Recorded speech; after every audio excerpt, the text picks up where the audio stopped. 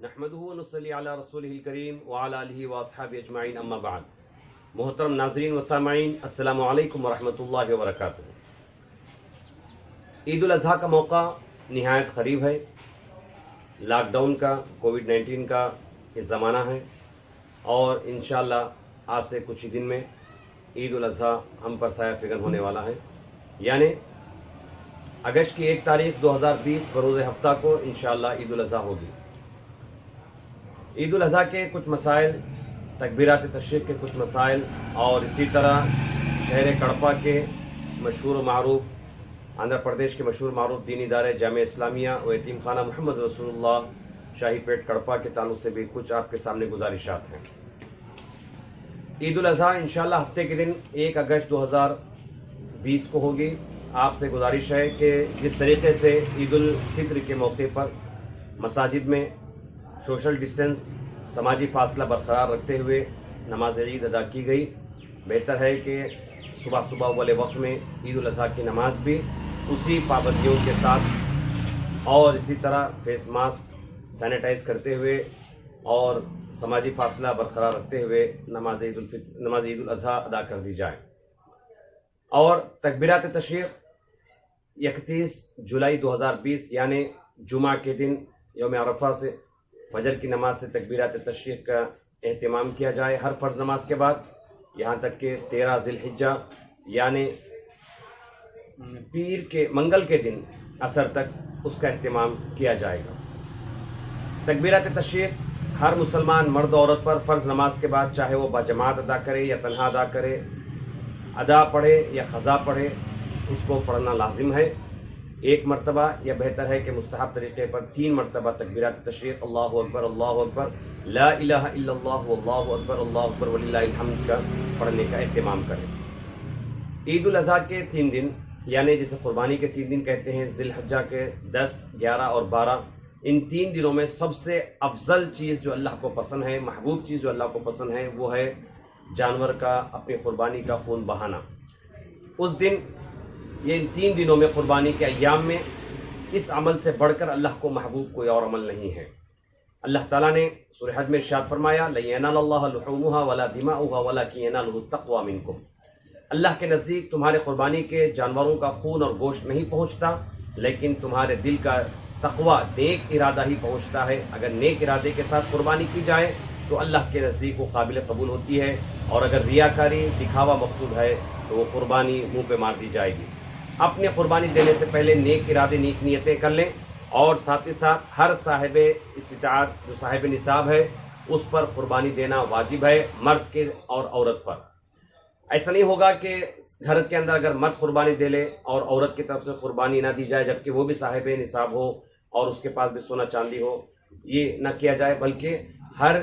اس صاحب نصاب کی جانب سے علیحدہ قربانی کے جانور کا اہتمام کیا جائے اور قربانی دی جائے، چاہے اگر گھر میں 1 فرد ہو، 2 ہوں یا اس سے کئی بڑھ کر ہوں۔ اور ایک جانور کی قربانی ایک گھر کی طرف سے کافی نہیں ہوگی۔ جامع نظام حیدرآباد کے مفتی اعظم ہند حضرت مولانا مفتی محمد عظیم الدین صاحب قبلہ مدث العالی نے حال ہی میں ایک فتویٰ جاری فرمایا ایک سائل کے پوچھنے پر، اور پھر اس کے بعد اس فتوے کی صراحت کرتے ہوئے اور عوام میں جو غلط پروپیگنڈا کیا گیا تھا اس فتوے کے تعلق سے، اس کا آپ نے صحیح طریقے سے ہمیں سمجھاتے ہوئے حضرت العلامہ مولانا مفتی محمد خلیل احمد صاحب قبلہ مدث العالی شیخ الجامعہ جامع نظام حیدرآباد نے اس کی صراحت کی اور اچھے انداز میں عوام الناس کو سمجھایا۔ فتوے کا سوال یہ تھا کہ کیا قربانی کے جانور کی قیمت بطور صدقہ خیرات کی جا سکتی ہے اگر قربانی کا اہتمام نہ ہو، کیونکہ لاک ڈاؤن کا زمانہ ہے، کووڈ-19 کا پیریڈ ہے، تو اس میں کیا کیا جائے؟ تو مفتی صاحب نے صراحت کے ساتھ یہ بات بتائی کہ اللہ تعالیٰ کو ان 3 دنوں میں قربانی کے ایام میں سب سے زیادہ محبوب اور پسندیدہ چیز قربانی ہی ہے، اور قربانی دینے کا یہ کسی اور مقام پر اگر اپنے علاقے میں وہ سہولت نہ ہو یا ایسی کچھ مجبوریاں ہوں تو کسی اور علاقے میں کسی کو وکیل بنا کر اپنی طرف کی قربانی، اپنی جانب کی جو قربانی ہے وہ ادا کی جائے۔ جیسے مثلا گلف میں رہنے والے حضرات وہاں قربانی نہیں دے سکتے ہیں تو وہ ہندوستان میں اپنے لوگوں کے ذریعے سے قربانی دے دیتے ہیں، ایسا ہی کہیں اہتمام کیا جائے۔ حتی इम्कान कोशिश यही की जाएगी कि 3 दिनों के अंदर किसी भी अंदाज में अपने इलाके में सही या किसी और इलाके में सही अपनी जानिब की जो वाजिब कुर्बानी है उसको अदा कर दी जाए और इसके आखिरी तक कोशिश की जानी चाहिए। अगर अल्लाह ना करे इन 3 दिनों में जो अय्याम कुर्बानी है, इन 3 दिनों में 10, 11, 12 ज़िलहिज्जा में अगर बहुत कोशिश करने के बावजूद, आखिरी हद तक कोशिश करने के बावजूद अगर कुर्बानी देने का या किसी जगह भी इंतज़ाम का मामला न हो पाए तो बाद में 3 दिन गुजर जाने के बाद वो जो रकम होगी कुर्बानी के एक जानवर की, एक बकरे की जो कीमत होगी, उस जानवर की कीमत को फुकरा में, गुरबा में और इसी तरह मदारिस के तलबा और मदारिस के लिए बतौर सदका दे दी जाए। इस फतवे को बहुत से लोगों ने समझने में गलती की और ये गलत प्रोपोगंडा जामिया निज़ामिया के और दारुल इफ्ता के ताल्लुक से किया कि दारुल इफ्ता ने कुर्बानी देने को अहम करार नहीं दिया कि बल्कि कह दिया कि सदका कर दिया जाए कुर्बानी की कीमत। ये गलत है।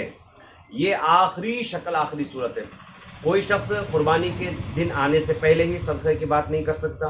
कुर्बानी के दिन जब चल रहे हों तब सदका देने की बात नहीं की जाएगी, बल्कि हर वक्त कुर्बानी के दिन आने से पहले भी कुर्बानी के देने के इंतजामात की कोशिश की जाए और कुर्बानी के दिन शुरू हो जाने के बाद भी कुर्बानी दी जाने की जहाँ तक हो सके सही की जाए, कोशिश की जाए और एहतमाम किया जाए। लेकिन इतना सब कुछ होने के बावजूद अगर खुदा ना खास्ता अगर इंतज़ाम ना हो सके तो उसके बाद कुर्बानी के अय्याम ख़त्म हो जाने के बाद ये सदक़े की बात की गई थी। फतवे को और अच्छे तरीके से हमें समझने की ज़रूरत है। अल्लाह ताला हमें हिदायत अता फरमाए और उलमा पर किसी भी किस्म की तोहमत लगाने या दारुल इफ्ता पर या जामिया निज़ामिया के उलमा मुफ्तियान पर या उलमा अहले सुन्नत पर, उलमा रब्बानीन पर किसी भी किस्म की गलत बात कहने से अल्लाह ताला हमें हमारी नस्लों को महफूज फरमाए। तो बुजुर्गों, दोस्तों, जामिया निज़ामिया हैदराबाद के इस फतवे को हमें अच्छे तरीके से दोबारा पढ़ने की ज़रूरत है और ख़ासकर जब मुफ्ती खलील अहमद साहब क़िबला मदद अली मुफक्किर इस्लाम ने भी इसकी सराहत फरमा दी है तो अब हमारे लिए इससे बढ़कर और सराहत की कोई ज़रूरत बाकी न रही। अब रहा मसला कि जामिया इस्लामिया हैदराबाद जो शहर कड़पा में 1953 में हज़रतुल अल्लामा मौलाना मुफ्ती सैयद शाह मोहम्मद याकूब बगदादी साहब क़िबला मदद अली जो इस मदरसे को आपने कायम फरमाया और अल्हम्दुलिल्लाह आपने अपने उस ज़माने से ही यानी 1953 से ही आपने शहर कड़पा में कुर्बानी का इंतज़ाम भी फरमाया। बड़े जानवर की कुर्बानी का इंतज़ाम शहर कड़पा की तारीख़ में सबसे पहले करने वाली हस्ती आप ही हैं,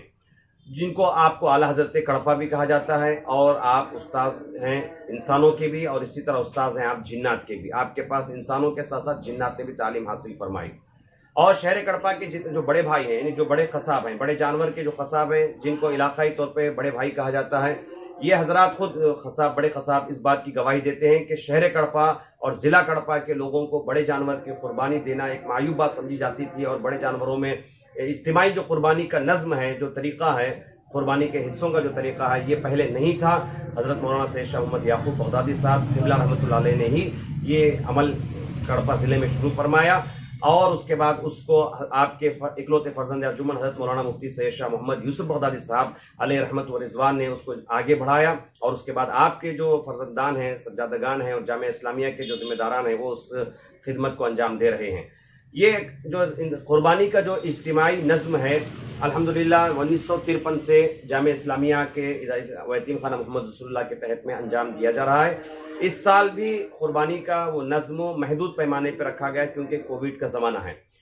हमें हमेशा ये होता था कि कुर्बानी के जो इज्तिमाई हिस्सों में जो लोग शरीक होते उनके हिस्से बाकायदा उनके घरों तक पहुँचाए जाते थे, लेकिन इस साल हालात के पेश नज़र और लॉकडाउन जो हो रहा है 11 बजे यहाँ शहर में पाबंदी है कि सारे दुकानात वगैरह बंद कर दिए जाते हैं, तो इस हिसाब से इस साल हमने ये महदूद पैमाने पर रखा कि जो हजरात कुर्बानी के जानवरों में हिस्सेदारी करना चाहते हैं, इज्तिमाई कुर्बानी में शामिल होना चाहते हैं अपने और अपनों की तरफ से, उन हजरात के हिस्सों को इंशाअल्लाह गुरबा में और यतीमों में, मिस्किनों में, बेवाओं में और मदरसे के तलबा तालिबात में वो तकसीम कर दिए जाएंगे। वो हिस्से उनके घर तक नहीं पहुँचाए जाएंगे। जो हजरात ये सवाब हासिल करना चाहते हैं और अपनी कुर्बानी अदा भी करना चाहते हैं तो आपका वाजिब भी अदा हो जाएगा और गौर गुरबा की इंशाअल्लाह इमदाद भी हो जाएगी। आपसे गुजारिश है कि आप बढ़ चढ़ कर हिस्सा लें। स्क्रीन पर आपको नंबरात दिए जा रहे हैं, आप हमें फ़ोन करें और इसी तरह गूगल पे और इसी तरह फ़ोन पे के नंबरात भी दिए जा रहे हैं। एक हिस्सा 3200 रुपये मुकर्रर किया गया। अगर आप वो रकम दे देते हैं और आप अपना नाम पेश कर देते हैं जिनके नाम से कुर्बानी देनी है तो इंशाअल्लाह इदारे की जानिब से जिम्मेदार آپ کو انشاءاللہ مکمل امانت داری کے ساتھ آپ کے نام کی قربانی بھی دے دیں گے، اور اسی طرح آپ کے قربانی کے جو حصہ ہے اس حصے کے گوشت کو بھی غربا، مساکین، محتاج اور مستحق افراد میں انشاءاللہ تقسیم کر دیا جائے گا۔ بزرگوں دوستو، اس بات کو ہم اچھے طریقے سے دماغ میں رکھ لیں کہ اللہ رب العالمین کی طرف سے جو ہمیں احکامات دیے گئے ہیں اور شریعت اسلامی نے جو ہمیں احکامات دیے، جو ہمارے لیے مستحب اور بہتر طریقہ ہے کہ اپنے قربانی کے جانور کے 3 حصے کیے جائیں، ایک حصہ اپنے لیے، ایک حصہ اپنے رشتہ داروں کے لیے، ایک حصہ غربا اور فقراء، مساکین اور مستحق افراد کے لیے ہے۔ تو اب یہ اگر اس حساب سے اگر دیکھا جائے تو مستحب طریقہ یہی ہے، اگر کوئی انسان پورا استعمال کرنا چاہے تو فبیہا، اسے اجازت تو ہے، لیکن بہتر اور مستحب یہ ہے کہ وہ 3 حصے کرے۔ تو اس حساب سے 2 حصے تو آپ کو بانٹنے ہی ہیں، ایک تو رشتہ داروں میں بانٹنا ہے اور دوسرا اور مستحقین میں بانٹنا ہے، ایک حصہ آپ کا اپنا ہے۔ کیا بہتر ہوگا کہ اگر آپ 3 میں اگر مستحقین میں دینا چاہیں تو آپ کے لیے یہ ثواب